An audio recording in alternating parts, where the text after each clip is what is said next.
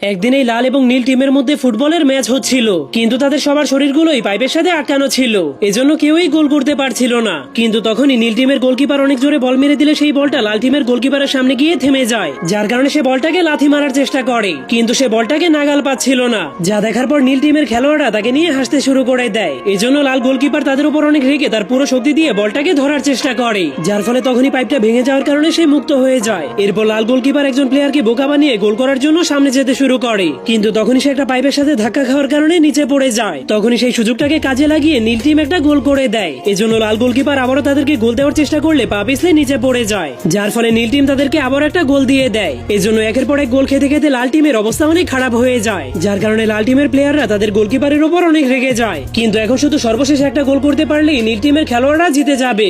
যা দেখার পর লাল গোলকিপার তার জায়গাতে গিয়ে জলদি করে তার পাইপটাকে লাগানোর চেষ্টা করে, কিন্তু তখনই নীল টিম বলটাকে আবারও অনেক জোরে একটা লাথি মেরে দেয়। কিন্তু সময় থাকতেই সে পাইপটাকে জোড়া লাগিয়ে বলটাকে থামিয়ে দেয়। এরপর সে তার পুরো শক্তি দিয়ে বলটাকে লাথি মেরে গোল করে ম্যাচটাকে জিতে যায়।